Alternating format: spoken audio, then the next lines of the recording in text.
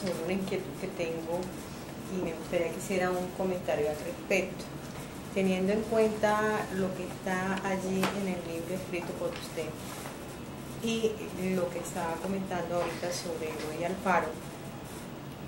Me viene a la cabeza el planteamiento de cómo los procesos revolucionarios latinoamericanos que estamos viviendo en este momento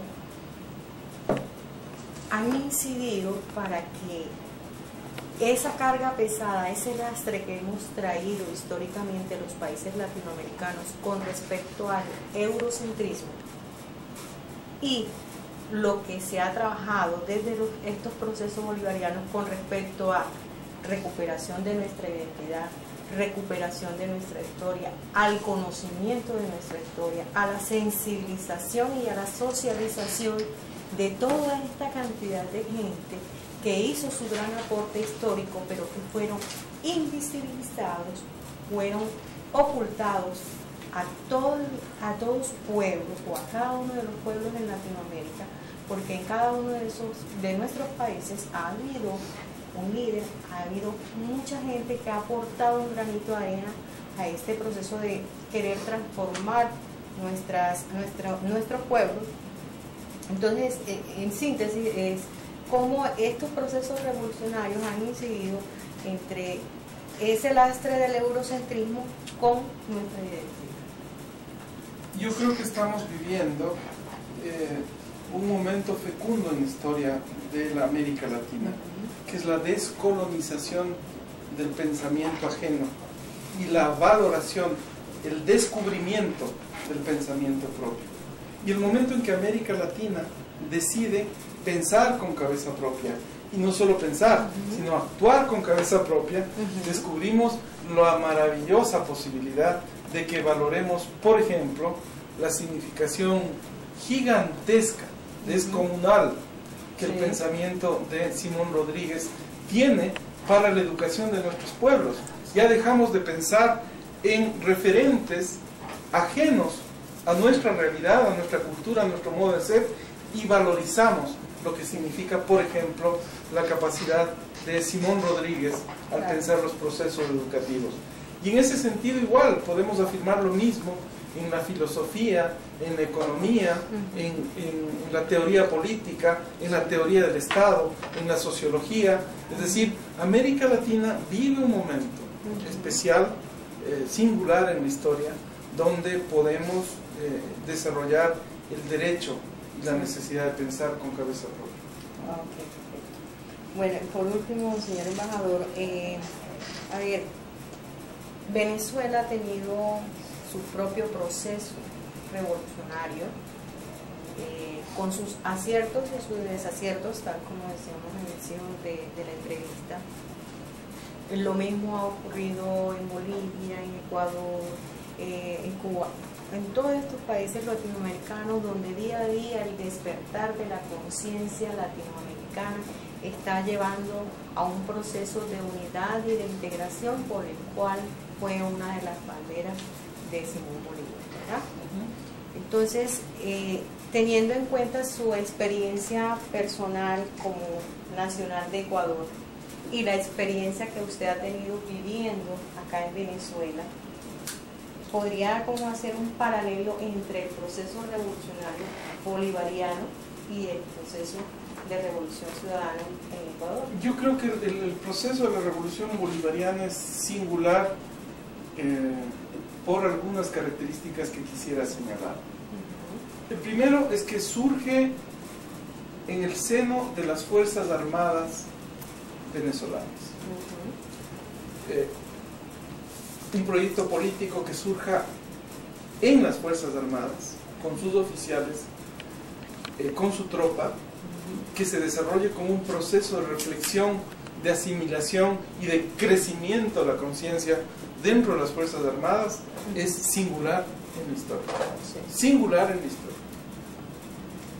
Esa circunstancia hace que el propio proceso tenga una característica particular, que es el rol de las Fuerzas Armadas como institución en relación con estas democracias en revolución. Y por eso es que algunos teóricos, algunos pseudoanalistas, alguna gente que no conoce o no ha profundizado con rigor científico, con rigor analítico, con fundamento este proceso, pueden acusar del intento de politización o de ideologización o de manejo de Fuerzas Armadas. A mi criterio, muy respetuosamente, yo creo que allí hay una diferencia sustancial. La segunda, que por ese mismo hecho, en el caso de Venezuela, el presidente constitucional y democráticamente elegido por los venezolanos y venezolanas, al mismo tiempo ejerce de comandante en jefe de las Fuerzas Armadas. Pero no es un presidente ajeno a las Fuerzas Armadas. El comandante es presidente, el presidente es comandante, y eso dota de una característica singular de control, de mando y de legitimación sobre ese mando. Evidentemente no es lo mismo, claro, Evo Morales y Rafael Correa son comandantes en jefes de sus Fuerzas Armadas. Son externos a ese componente. Pero no son militares, no tienen el reconocimiento, la legitimidad, la formación que en relación con ese tema existe. Ese es un factor que requiere una comprensión, una reflexión muy importante para comprender en profundidad la naturaleza del proceso bolivariano. Si no se lo hace, uno cae en prejuicios, en juicios de valor, en intereses ajenos a lo que significa la realidad objetiva de ese proceso. ¿Usted considera que ese mismo hecho de que el comandante presidente de Venezuela, por traer un historial personal de ser miembro de la fuerza militar, es lo que ha llevado a que desde Europa y el resto de países el proceso revolucionario se ha tomado con prevención, o de pronto no han querido adentrarse en conocer realmente qué es lo que ha sucedido acá en Venezuela? Yo creo que varios de esos factores, ¿no? Entonces, en relación con esas dos primeras diferencias, yo quisiera anotar algunas otras. El ejército venezolano en la región no ha declarado nunca la guerra, ha intervenido la guerra a ningún otro país. Entonces tenemos la evidencia absoluta de lo que constituye la naturaleza de un ejército que continúa el legado de paz del libertador Simón Bolívar. Este es un ejército pensado en sus orígenes no para la guerra, sino para la independencia. Y ese es un factor muy importante. El otro elemento que hay que analizarlo con mucha visión tiene que ver con cómo el ejército bolivariano de Venezuela es un ejército que está vinculado a los proyectos sociales, a las misiones. Entonces, es un ejército que, adicionalmente al origen de este proceso, ha desarrollado una capacidad de la relación cívico-militar distinta. Entonces, que no es un tema de teoría, ¿sí?, sociológica o antropológica de la relación cívico-militar, es fruto y resultado de procesos en la historia. Acá es curioso ver cómo cotidianamente la relación entre civiles y militares es una relación que fluye estrecha, muy estrecha, de manera normal, adecuada, y es muy estrecha. Sí, en comparación con otros países, sí, donde uno mira sí, que hay un distanciamiento y inclusive una relación fría, ¿no?, distante entre el militar y la comunidad. Hay una composición del ejército venezolano. Es una composición democrática. Muy democrática, muy popular, a diferencia de ejércitos como los del sur, que son netamente clasistas, y quizás por eso en algún momento hubo cierta prevención contra el comandante presidente, donde decían que era un gorila, de que no se diferenciaba mucho de la dictadura del Cono Sur, que había que tener cuidado. Esta teoría se manejó mucho tiempo. Tal vez hay otro factor que es bien importante, que tiene que ver con el liderazgo del comandante presidente Chávez, al provenir de donde proviene, ha desarrollado una gran capacidad de visión geoestratégica respecto de lo que significan los problemas contemporáneos, y esa capacidad de visión estratégica hace que Venezuela y otros países evidentemente tengamos hoy un protagonismo geoestratégico de mayor significación. Sí. Porque antes la significación de nuestros países en los procesos globales no existía. Éramos, no éramos una voz, sino éramos un eco de la potencia imperial. En ese sentido creo que allí hay aspectos singulares del proceso. Yo quiero terminar, ya que me has calado la lengua como analista o sociólogo, terminar este análisis con lo siguiente. Acá las posibilidades de continuidad del proceso son muy importantes y significativas, porque hay una conciencia y una voluntad organizada del pueblo venezolano. Es impresionante ver los niveles de organización que existen en relación con las misiones, por ejemplo, o los vínculos de la capacidad de ejecutar ciertas políticas públicas de las organizaciones comunitarias en Venezuela. Es decir, hay el surgimiento de un poder comunitario, de un poder comunal, que es un nuevo sujeto en los factores de la constitución del poder en Venezuela.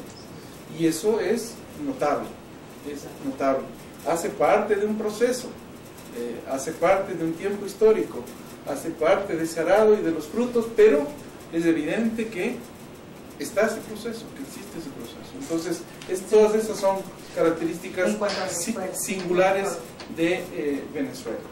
En nuestro caso, la revolución ciudadana es una revolución que parte confiando profundamente, ciegamente, en las capacidades de nuestro pueblo para definir su destino histórico.